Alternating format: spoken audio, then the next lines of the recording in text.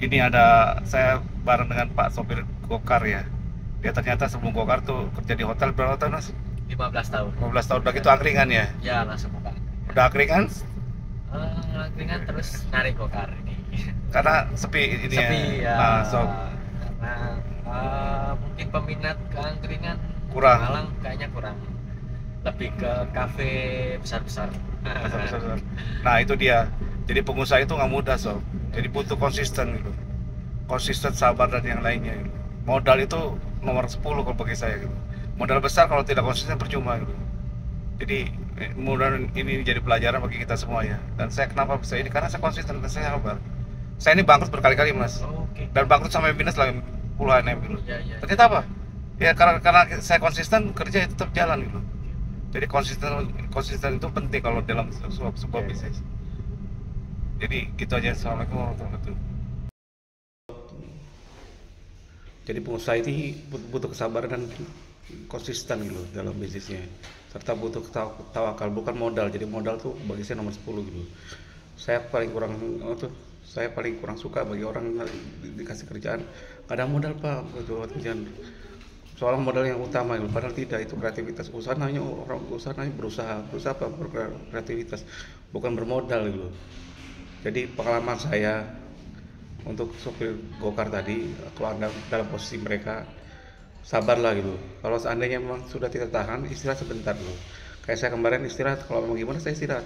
Cuma karena saya punya perusahaan sudah manajemen jalan, saya tinggal sehari seminggu cuma sekali datang pun, dan itu cuma 1 sampai 2 jam, itu tetap jalan karena saya sudah merekrut SDM yang cukup kuat itu. Dan itu rekrutan itu nggak mudah sob.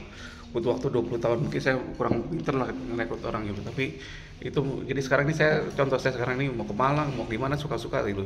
Mau seminggu, 10 hari, sebulan saya suka-suka. Kenapa? Ada perusahaan yang sudah jalan gitu yang bisa menghidupi saya gitu. Jadi jangan cepat putus asa kalau bisa gitu. Memang sulit jadi pengusaha itu. Tapi intinya kalau kita sabar, konsisten dan tawakal, insya Allah ada kebaikan di situ. Saya harap ini bisa membuka pencerahan bagi anda semua. Bagi saya, ketika saya konsisten itu, ketika saya jatuh itu saya nikmati sob. Kan aneh gitu. Saya pernah bangkrut berkali-kali dan terakhir tuh bangkrut saya kalau seluruh aset saya dijual kecuali rumah, itu saya masih punya hutang 10 M lebih gitu, hutang dagang, hutang macam-macam. Hutang saya juga gede sih 15 M lebih. Tapi tidak tertagih gitu. Ada orang yang kabur, perusahaan yang kabur segala macam. Tapi saya sakit hati enggak gitu. Mungkin orang kena stroke gara-gara mikirin. Saya nggak pernah mikirin. Saya berusaha itu bukan karena uang sob. Jadi value di dalam diri saya itu bukan nilai uang gitu. Nilainya apa? Ya itu aja. Sekarang ini saya camkan untuk beribadah, memaksimalkan potensi diri gitu. Coba tanya ke GM saya peduli uang nggak peduli gitu. Saya uang masuk berapa nggak peduli gitu. Biarin aja. Dia tinggal laporan saya pak, bapak saya kasih segini sebagai hasil. Saya bagi hasil sekarang ini. Saya di perusahaan sekarang ini lagi memuliakan mereka semua. Saya ingin saya bisa jadi entrepreneur. Kenapa mereka nggak bisa? Gitu. Nah sekarang ini saya lagi buatin startup. Mereka saya semua sebagai investor ya. Dan dari usaha sekarang pun saya lakukan adalah apa? Supaya saya bisa tenang kerja aja, gitu. Supaya karyawan saya senang gitu. Di luar gaji ada bonus setiap di pekerjaan sekarang nih. Ada presentasi bonus buat mereka gitu. Nggak besar sih dapat 500.000 tapi berapa? Tapi kan senang bagi mereka itu tambahan. Kemarin dapat 500, sekarang dapat 500 3 hari kemudian. Kan adil. Nah, GM saya nanyain, Pak, saya dapat ada order lagi Pak masuk nih. Bisa nggak saya dibagi bonusnya? Mereka nanya gitu, saya kasih emang itu yang saya harapkan gitu. Jadi saya memotivasi mereka menjadi entrepreneur gitu. Balik lagi ke anda, ke yang tadi sopir taksi tadi. Jadi sekarang jadi sopir Grab, Gokar nggak masalah untuk rehat setahun 2 tahun. Tapi kalau ada jiwa masih muda, polgas loh, polgas. Kenapa? Setelah 50 tahun itu sengsara gitu. Mumpung anda di bawah 40 tahun, hajar terus gitu. Bisnis. Tapi sebelum ngehajar bisnis ya cukupkan kebutuhan keluarga dulu, jangan dicampur adukan gitu. Dan alhamdulillah saya dengan istri saya ketika saya jatuh karena simpanan kan lumayan, bukan hanya dalam bentuk uang dan bentuk lainnya gitu. Ya itu yang menyebabkan dia bisa bertahan gitu. Jadi siapapun butuh uang, tapi usahakan kalau bisa kerja optimal, maksimal gitu. Jangan melihat gini loh. Kalau kita kenapa selalu gagal? Karena melihat uang di depan gitu.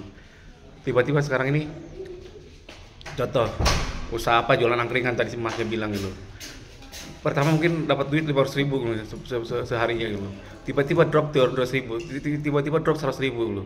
Tiba-tiba untungnya cuma 50.000. Ini tidak konsisten mentalnya gitu. Nah itu yang bahaya. Jadi pengusaha itu bukan masalah uang modal besar tapi mental sob. Enak, jangan malah nyala kopi ya. Jadi masalah mental sob. Dan Anda tahu, saya dari usaha banyak itu aja gagal. 10 perusahaan saya buat, yang satu cuma anggaplah ruginya 2 miliar gitu. Yang satu ternyata apa? Bisa nutupin semua suksesnya satu.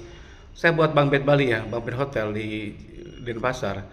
Anda kira saya untung? Nggak untung gitu.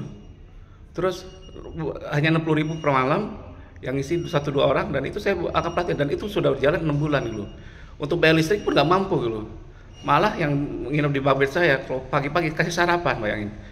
Karena di kantor saya ada makan, ada tuh masak bareng ya, jadi saya kadang masak, mereka yang masak bareng makan. Jadi orang bengkel siapapun, bila perlu tamu pun saya ketawarin makan di tempat saya gitu. Nah, orang backpacker bayar 60.000 udah sebagai sarapan, udah dapat makan siang, malah dapat makan malam. Dari mana itu? Karena saya ngalah berkah sob.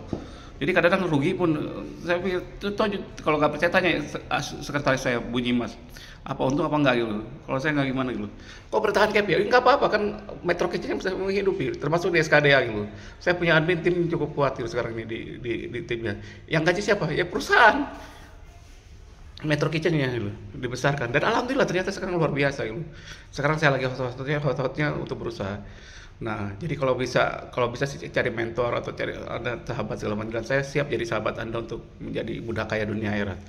Kamu aja di WA grup SKDA 0815575004 kali. Jadi jangan pernah putus asa. Jadi kalau mundur 2 langkah nggak masalah. Yang penting jangan lama-lama gitu. Balik lagi gitu. Jadi insya Allah ada keberhasilan. Jadi 10 kali usaha, 9 gagal, 1 sukses. Sukses itu bisa mengalahkan yang lainnya, itu usaha gitu. Dan jangan lihat dalam faktor materi. Kalau lihat faktor materi pasti kita down gitu.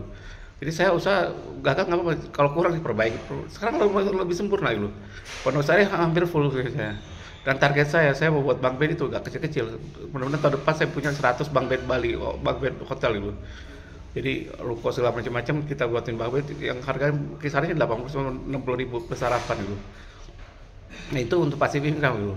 Karena saya kesel juga gitu lewat OTA yang lain segala macam-macam. Pemilik ownernya dapatnya cuma sedikit gitu.